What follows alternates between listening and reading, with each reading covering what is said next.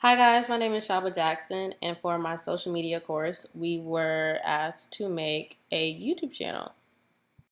So my YouTube channel was called Time to Unpack, which was a channel dedicated to educating and encouraging others that decided to go on a self-discovery journey through tips, advice, and self-awareness practices. I feel like, especially during now with COVID happening and everything, that a lot of people are going through rediscovering themselves, are having mental health issues, are just not knowing where they want to go in life and what is actually happening to their life. So having a YouTube channel that gives them tips, advice, and just allows them to unpack whatever they're feeling is the main reason for why I decided to start this YouTube channel. So my distribution strategy was basically like word of mouth, friends and family, some social media keywords that I would use. Really wanted to work really strongly in optimization and YouTube searches. Just focusing on making videos that others would share and that they would also search as well. So, like I stated previously in the beginning of the project, my desired audience is college students and post-grad students because a lot of times with college and post-grad students, they don't really have anyone there to help them navigate and figure out what is going on after they graduated from college and actually be understanding with them and be there for them. And then Gen Zers, individuals who enjoy learning new things, individuals who are interested in learning coping techniques to help them in their daily life, and individuals who are curious and deeply enjoy pampering and self-care. Because getting tips and advice and even having tutorials about different ways and different techniques that you can go about your whole self-discovery journey is great, but self-care and pampering yourself is also a really, really big part of doing that. So yeah, let's go on to the style guide. So I switched up my style guide from what I previously turned in. It is no longer with the hands, and the color scheme is a little different as well. So I wanted to make something simple, but it basically goes with the whole Time to Unpack. So that's why I got a box that's unpacked. And I wanted to make the typography simple too, not too overzealous or anything. I wanted to stick with Ephra and Monsterite fonts. Those are my main fonts that I wanted to stick with. And for the social media avatar, I just wanted something simple, nothing too out there, just something that people can notice. So I just went with breaking down Time to Unpack into 3 letters. So for slide 6 and slide 7, it's basically me wanting to make sure my brand identity is consistent throughout all of my socials. So from my Instagram, my Twitter, and the channel page itself, I wanted them all to have the same avatar and the same banner and just all be consistent in that manner.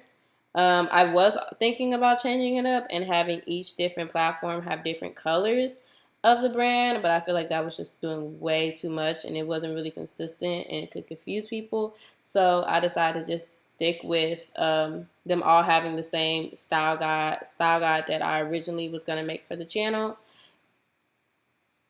And with that, I'll be able to bring a little bit more brand awareness since there is consistency with the brand identity.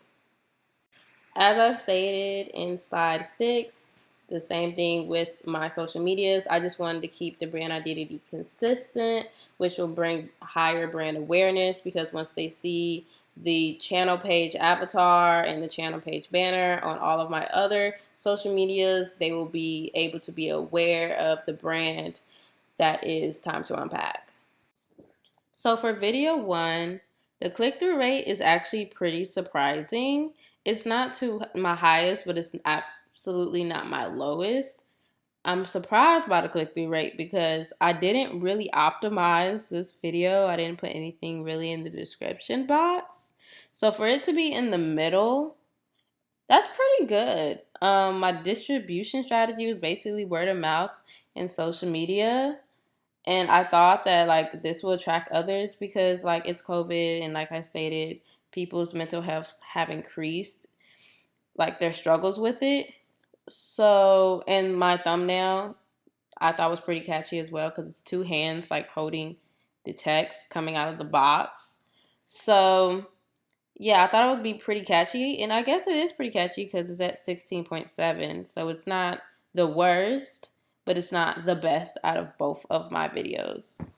However, I'm sure if I go back and optimize the video properly and put the proper description that I've been doing with my other videos, then it'll be a little bit more better for the click-through rate. For my audience retention, it's at 20.3% at a 37-second mark. And I got 2 likes. Out of all my videos, this has the most likes. Um, this is actually my lowest retention rate, which tells me that I should start optimizing my videos. Like I stated, it has to do with optimization. But we also learned that the first 10 seconds catches the viewer's eye. So for them to 20% of viewers to still watch 37 seconds, to me, that's pretty okay. But it doesn't kind of line up with the click-through rate to me personally.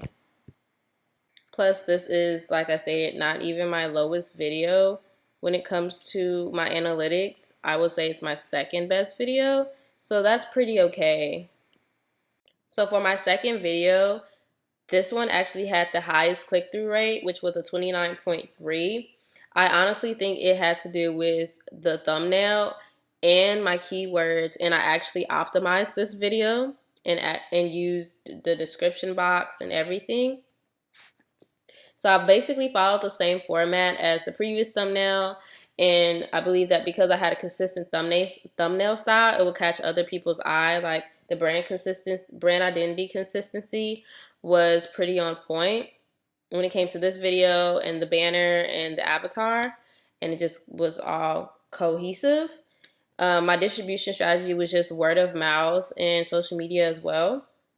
While for the audience retention, it actually went up 5% for the 30-second marks. So it's at 25% for audience retention, which I think really has to do with me adding a small clip from the video plus a little intro that I created in the first 10-second beginnings. So I think that's really great, and that's the reason why the retention increased with this video.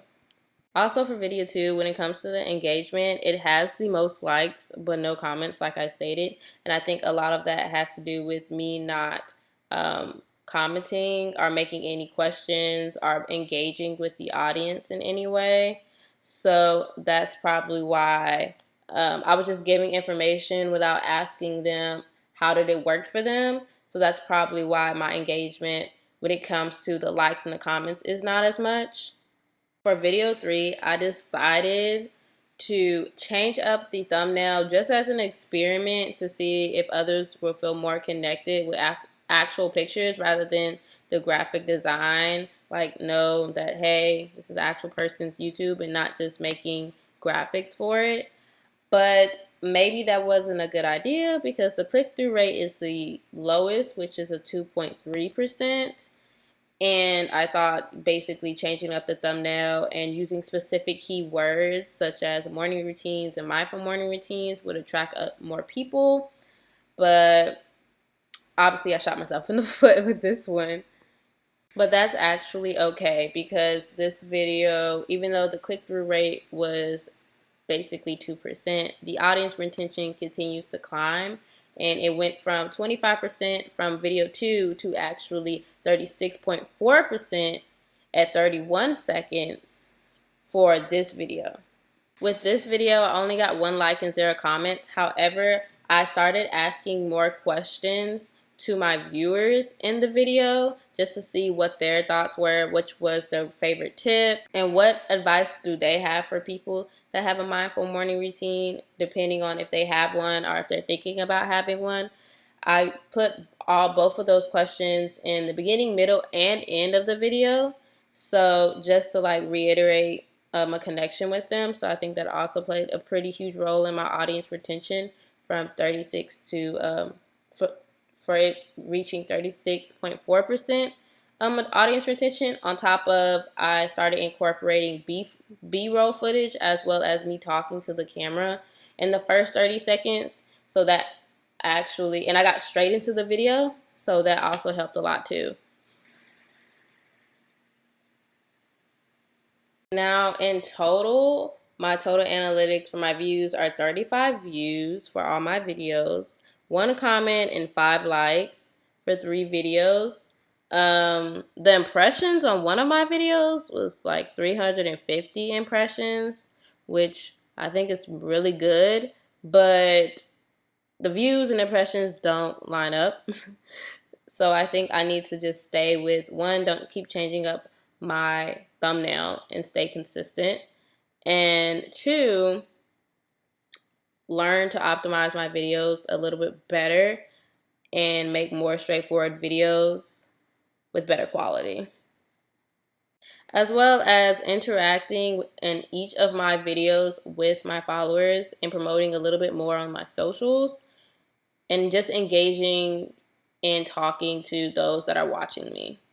So for video optimization, here's one of the optimizations that I did. This is for my second video and why I decided to do this format. So since my video surrounds giving tips and advice, and we learned that placing your tips in your description box will heighten your interaction with your viewers and give you better views from your subscribers, I decided to place that both in video 2 and video 3 since they both were considered tip videos. And then I also learned that optimization is one of the major key points to getting views and having people stay on your video for a long period, for past 30-second amount of time. And by pushing your socials in your description box, you're able to build your brand awareness for your channel, past just your YouTube channel, but also for your Instagram and Twitter and whatever other social media that you may be having or created. And then also having a catchy beginner description or beginner sentence or beginner paragraph that basically allows your viewers to want to continue watching your videos for its full length and get a good sense of what you are going to be talking about in your video. So that's what I basically did on my second video for Time to Unpack when I went over different traits regarding your relationship as an adult and with your parents. What did I learn? I relearned that video editing is very time consuming. Making YouTube videos is very time consuming. It's not something that you can just wing it. It's not a one-day thing. It takes planning and it takes seriousness. You have to think about your analytics play a huge part. You have to think about your optimization. That is a very serious thing.